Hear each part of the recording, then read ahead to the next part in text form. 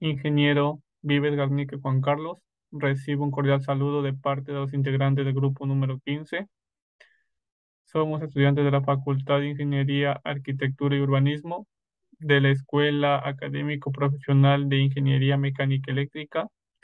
El curso es Diseño de Elementos de Máquinas. El trabajo es el Producto Académico 1. El tema que vamos a exponer en esta oportunidad es análisis de fallos del eje de la polea transportadora. Los integrantes somos tres: Manayale García, Andy Anthony. Él iniciará con la exposición. Luego continuará mi compañero Céspedes Ruiz Giancarlos y el que le habla, Fuentes Gabriel Alfredo, concluirá con la exposición. El eje de la polea impulsora de una cinta transportadora falló en servicio. Se realizó una investigación con el fin de determinar la causa de la raíz de la falla y los factores de contribución. Los métodos de investigación incluyeron un examen visual, análisis de microscopio, electrónico de barrido y óptico, análisis químico del material y pruebas mecánicas. También se realizó un análisis de elementos finitos para cuantificar la distribución de tensiones en el eje. Se concluyó que el eje falló debido a la fatiga y que la falla fue causada por un reacondicionamiento inadecuado del eje durante la revisión de rutina.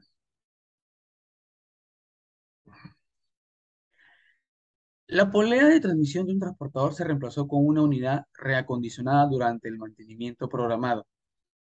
Después de aproximadamente 7 días de operación, el eje de la polea falló en el hombro en el acoplamiento entre el eje y la caja de engranajes, como se puede observar en la figura. La caja de engranajes y el motor no están montados sobre una base firme, sino que están suspendidos entre el eje de la polea transportadora y un punto de bisagra. La masa combinada y la caja de engranajes es de 230 kilogramos. Esta carga se comparte entre el eje de la polea del transportador y el pasador de la bisagra de montaje.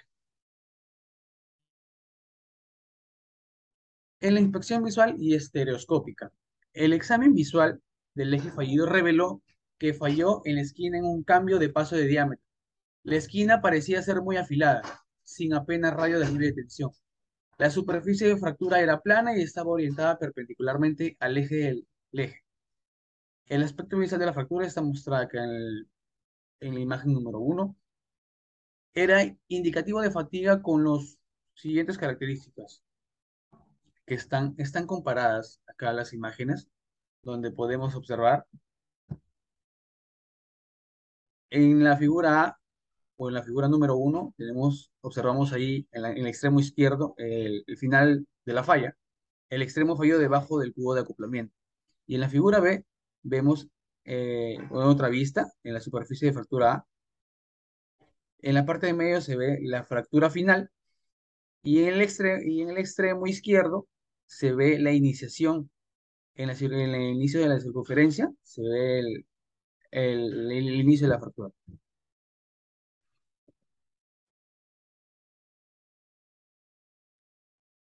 Como se puede observar ahí en el eje, en el extremo derecho, se ve el final fallido.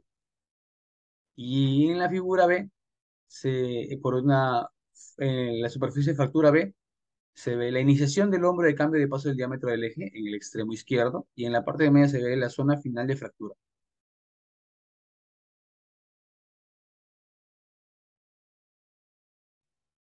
Como podemos observar acá un diagrama, un guía de esquema de tensiones, tenemos a la izquierda tenemos alta tensión nominal y a la derecha tenemos esfuerzo nominal bajo.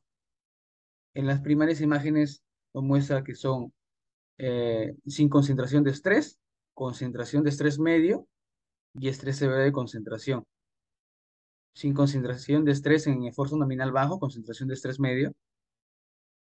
Eh, en base a eso hemos podido determinar y se ha podido observar la fractura que ha tenido y la falla que ha tenido el eje en su funcionamiento. Acá con esta imagen podemos observar a través de un microscopio, en la parte de arriba está la zona afectada por el calor. Luego tenemos la cara del hombro en el cambio de diámetro del eje, el diámetro exterior del eje en el cubo de acoplamiento, es en la parte donde dice shaft of at Coupling Hub. En la parte izquierda, extremo izquierdo de abajo, tenemos la acumulación de soldadura, Weld Build-Up. Después tenemos también la zona afectada por el calor en la parte de abajo. En la esquina del eje donde se fractura el inicio de la esquina del eje donde se fractura. Y tenemos también las superficies de fractura.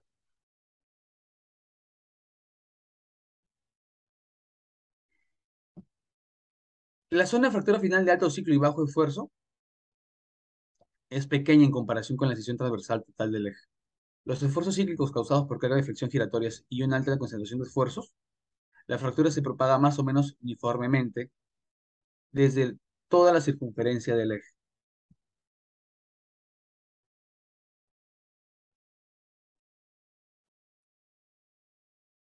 El extremo roto del eje se denominará muestra A y su superficie de fractura como superficie de fractura A. El eje de la polea es muestra B y su superficie de fractura es de superficie B. El examen de la superficie de fractura bajo microscopio estereoscópico reveló características que no son típicas de la fatiga. Las superficies de fractura parecían quebradizas con una textura áspera. Esto es típico de la región exterior de la superficie de fractura. En la imagen A es una apariencia típica. En la imagen también se puede observar una apariencia típica de regiones de fractura en las exteriores. Bien, saludos. Quien le habla es el alumno Giancarlos Céspedes Ruiz. En esta oportunidad les hablaré acerca del apartado examen metalográfico. En el examen microscópico de muestras del eje después del grabado con metal al 5%, se reveló evidencia de restauración de soldadura de las superficies externas del eje, como se puede observar en la siguiente imagen de la derecha.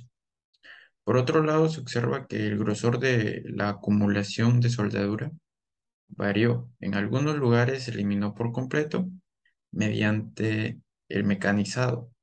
En otros se midió un espesor de más de 1 milímetro. Ahora, también se analizó la composición química de dos muestras del material del eje mediante el análisis XRF y el analizador carbón sulfur LECO. Los resultados se proporcionan en la tabla número 1, que es esta tabla que se muestra en la parte inferior del análisis químico del material del eje, donde se pueden observar ambas muestras, la muestra 1 y la muestra 2. La composición química, el aspecto microestructural y los resultados de las pruebas mecánicas concluyeron que el material coincide bastante con el material BS 970-150 M19 en condiciones normalizadas. Por otro lado, se utilizó el análisis EDX para determinar la composición química del metal de aporte que se utilizó para la acumulación de soldadura del eje. Este análisis reveló altos porcentajes de cromo y níquel, típicos de un acero inoxidable austenítico de grado 304. En el análisis SEM, el examen de la superficie de fractura bajo el microscopio electrónico de barrido reveló una apariencia intergranular bastante rugosa y hubo una clara distinción entre las apariencias de la superficie de fractura cerca del origen, que es esta imagen en el lado izquierdo, y en la zona de fractura final, como se muestra en la siguiente imagen. La zona de fractura final es esta imagen del lado derecho. También se realizaron pruebas mecánicas en ensayos de tracción. Se realizaron pruebas de tracción en muestras del material del eje de acuerdo con el método de prueba B según la norma ASTM E8. Las muestras se mecanizaron paralelas al eje del eje en las posiciones indicadas esquemáticamente como se muestra en la figura 10. Los resultados revelaron buenas características de resistencia y ductibilidad, como se puede apreciar en la tabla número 3, ¿no? También se realizaron ensayos de dureza, pruebas de impacto en muestras del material del eje de acuerdo con la norma ASTM E23-12C.